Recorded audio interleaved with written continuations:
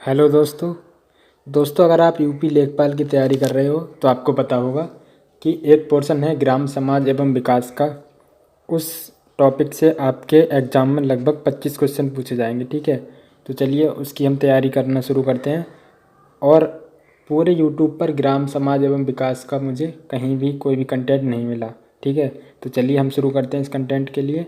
और ये हमारी पहली वीडियो है, चैनल को सब्सक्राइब कर देना और वीडियो को लाइक कर देना। ठीक है, और हम इस पूरे जो टॉपिक है ग्राम समाज एवं विकास, इस पूरे टॉपिक को हम पूरा कंप्लीट करेंगे। ठीक है, तो चलिए शुरू करते हैं। पूरे ग्राम समाज एवं विकास में लगभग 15-16 चैप्टर के आसपास हैं, तो उसमें हम आज पहला चैप्टर स्टार्ट कर रहे हैं अपना।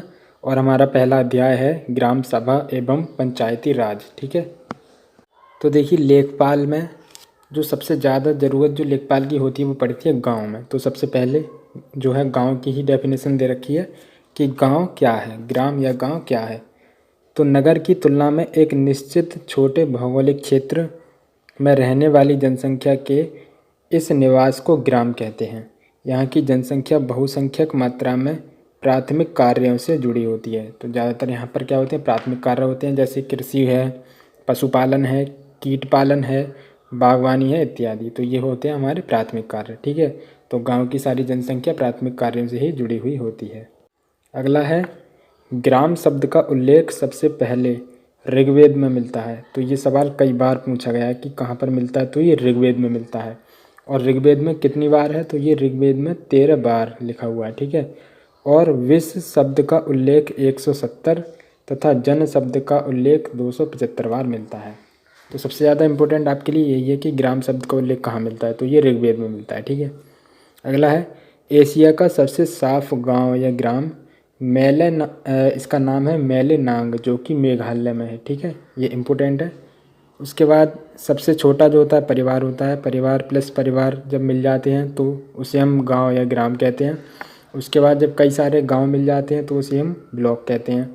ब्लॉक से तहसील बनता है, और जब तहसील जो आती है वो किसके अंडर में आती है, वो आती है ज़िले के अंडर में। ठीक है, और जो ज़िले आते हैं वो आते हैं मंडल के अंडर में। मंडल से बड़ा राज्य होता है और राज्य से बड़ा देश होता है।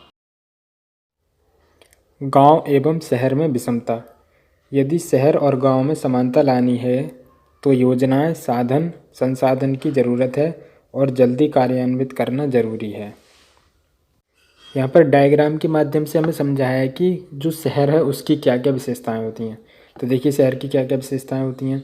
शहर में जागरूकता होती है। ठीक है, पहला जागरूकता होती है, संचार के साधन होते हैं, उच्च शिक्षा होती है, परिवहन जो है वहाँ उत्तम होता है, परिवहन होता है।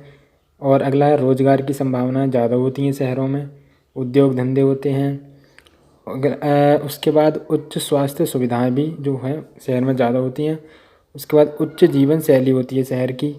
शहर में डिजिटलीकरण होता है, अच्छी सड़कें पाई जाती हैं, और ज्ञान विज्ञान का जो है वहाँ पर ज़्यादा प्रचार होता है और जागरूकता होती है। हम यहाँ पर आगे लौट कर, ठीक है। उसके बाद गांव की भी विशेषताएं हम देख लेते हैं एक बार। तो देखिए ये गांव की विशेषताएं दे रखी हैं।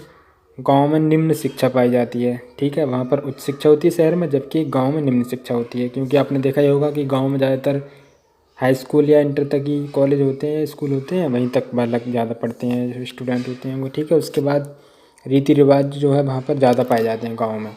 और गाँव के जो संस्कार होते हैं वो उच्च संस्कार होते हैं। और रूढ़िवादिता जो है वो ज़्यादा पाई जाती है गाँव के लोगों में। ठीक है, वहाँ पर परंपराएं भी पाई जाती हैं, गाँव में ज़्यादा परंपराएं पाई जाती हैं। अंधविश्वास भी ज़्यादा होता है। ठीक है, गाँव में शहरों की तुलना में ज़्यादा अंधविश्वास होता है। उसके बाद अगला है निम्न सड़कें। जो सड़कें होती हैं वो शहरों की तुलना में गाँव में थोड़ी निम्न टाइप होती हैं। आपने देखा ही होगा ज़्यादातर तो गाँव में कच्ची सड़कें ज़्यादा होती हैं खेतों की तरफ जब जाते हैं। तो बाकी गाँव में अब तो थोड़ा बहुत अच्छा होने लगा है, लेकिन सभी गाँव में अभी तक ठीक नहीं हुआ है। ठीक है, उसके बाद अगर हम डिजिटलीकरण की बात करें तो अभी भी निम्न डिजिटलीकरण ही है। ठीक है, क्योंकि शहर की अपेक्षा तो निम्न ही है। ठीक है, तो ये गांव की विशेषताएं होती हैं और वो हमने आपको बता दी थी शहर की विशेषताएं। आगे अगर हम बात करें कि स्थानीय स्वशासन की, कि स्थानीय स्वशासन क्या होता है। स्थानीय स्वशासन को इंग्लिश में कहते हैं लोकल सेल्फ गवर्नमेंट। तो जिला एवं ग्राम स्तर पर इस प्रकार का शासन जिसमें राजनीतिक शक्तियों का विस्तार आम आदमी के हाथों में हो जाता है, जिससे वे अपनी किसी भी प्रकार की समस्या का निवारण स्वयं कर सके, उसे स्थानीय स्वशासन कहते हैं। ठीक है, इस प्रकार के शासन में राजनीतिक जागरूकता आती है। अगला है सहभागिता मूलक जो है लोकतंत्र होता है। अगला है आम आदमी का सशक्तिकरण हो जाता है। और उसके बाद अगला है विकेंद्रीकृत शासन व्यवस्था का विकास होता है। विकेंद्रीकृत का मतलब है शक्तियों का बिखराव कर देना। ठीक है, आगे अगर हम बात करें कि स्थानीय स्वशासन के प्रकारों की, कि स्थानीय स्वशासन जो है कितने प्रकार का होता है, तो स्थानीय स्वशासन दो प्रकार का होता है। पहला होता है शहरी स्थानीय स्वशासन, जिसे इंग्लिश में कहते हैं अर्बन लोकल सेल्फ गवर्नमेंट। ठीक है, दूसरा होता है ग्रामीण स्थानीय स्वशासन, जिसे इंग्लिश में कहते हैं रूरल लोकल सेल्फ गवर्नमेंट। ठीक है, अगला नोट दे रखा है हमारे लिए, नोट इम्पोर्टेंट है, पढ़ लेते हैं इसे एक बार। नोट में दे रखा है कि ग्रामीण स्थानीय स्वशासन को ही पंचायती राज कहा जाता है। भारत में पंचायती राज वायसरॉय लॉर्ड रिपन, इम्पोर्टेंट है आपके लिए, लॉर्ड रिपन। ठीक है, इसका कार्यकाल था 1880 से 1884। तो लॉर्ड रिपन के शासनकाल में लाया गया था क्या, पंचायती राज को। महत्वपूर्ण तथ्य दे रखा है कि डॉक्टर भीमराव अंबेडकर के अनुसार पंचायती राज से लोगों में सामंतवादी पुरुषवादी जैसी विचारधारा आएगी। अंबेडकर जी पंचायती राज के पक्षधर नहीं थे, जबकि महात्मा गांधी, राजेंद्र प्रसाद, लाला लाजपत राय जो है वो, ये लोग जो थे वो पंचायती राज के समर्थन में थे। बाद में संविधान सभा ने नीति निर्देशक सिद्धांत में पंचायत को जोड़ दिया। अगला है अनुच्छेद 40 के अंतर्गत पंचायतों का गठन किया जाएगा। अनुच्छेद 40 को गांधीवादी विचारधारा से प्रेरित है, यानी अनुच्छेद 40 जो है वो गांधीवादी विचारधारा से प्रेरित है। ये इम्पोर्टेंट हो सकता है आपके लिए। ठीक है, अनुच्छेद 40 को गांधीवादी विचारधारा से प्रेरित माना जाता है, पूछा भी गया है कई बार। अगला पॉइंट है देश के प्रथम पंचायती राज मंत्री सुरेंद्र कुमार डे थे, ये भी इम्पोर्टेंट है, सुरेंद्र कुमार डे। ठीक है, देश के पहले प्रथम, यानी कि देश के प्रथम पंचायती राज मंत्री थे ये। अगला पॉइंट है कि सामुदायिक विकास कार्यक्रम जो कि 2 अक्टूबर 1952 को प्रधानमंत्री जवाहरलाल नेहरू के द्वारा शुरू किया गया था, जिसका मुख्य उद्देश्य देश के आर्थिक विकास एवं सामाजिक पुनरुद्धार के प्रति जनता में रुचि पैदा करना तथा उसकी भागीदारी को बढ़ाना था। ठीक है, उसके बाद है लेकिन यह असफल हो गया। ठीक है, कई बार पूछा गया है कि जो सामुदायिक विकास कार्यक्रम था वो कब असफल हुआ, क्यों असफल हुआ। ठीक है, तो ये आपको ध्यान रखना है। इसके बाद पंचायती राज के संबंध में परामर्श के लिए समय अंतराल पर विभिन्न समितियों का गठन किया गया जो निम्नलिखित हैं। ठीक है, क्योंकि सामुदायिक विकास कार्यक्रम ठीक से नहीं चल पाया था, इसलिए जब ये नहीं चल पाया तो अनेक और समिति बनी थी, जैसे कि हम आगे पढ़ रहे हैं। ठीक है, और ज़्यादातर जो समितियों से सवाल बनते हैं आपके, वो 2 ही समितियों से बनते हैं, एक है बलवंत राय मेहता समिति और एक है अशोक मेहता समिति। ठीक है, तो पहली देखते हैं हम, पहली है बलवंत राय मेहता समिति। ठीक है, तो इसमें देखते हैं बलवंत राय मेहता समिति में, बलवंत राय मेहता समिति जो कि 1957 में गठित की गई थी, इम्पोर्टेंट है ये, 1957। अगला पॉइंट है सामुदायिक विकास कार्यक्रम के असफल हो जाने के बाद पंचायती राज व्यवस्था को मजबूत बनाने के लिए इस समिति का गठन किया गया था। सन 1957 के अंत में बलवंत राय मेहता समिति में अपनी रिपोर्ट प्रस्तुत किए। इस समिति के अनुसार गांव से लेकर जिला तक त्रिस्तरीय पंचायती राज व्यवस्था का सुझाव दिया था। ठीक है, ये पॉइंट जो है वो इम्पोर्टेंट है, त्रिस्तरीय पंचायती राज व्यवस्था। सवाल में पूछा जाता है कि बलवंत राय मेहता समिति कितने स्तरीय पंचायती समिति का सुझाव दिया था, तो ये त्रिस्तरीय पंचायती राज व्यवस्था का इसने सुझाव दिया था। ठीक है, और जो दूसरी थी ना अशोक मेहता समिति वाली, उसने दिया था द्विस्तरीय, वो भी पूछा जाता है, तो दोनों ध्यान रखना। ठीक है, उसके बाद इन्होंने जो है त्रिस्तरीय पंचायती राज व्यवस्था का सुझाव दिया।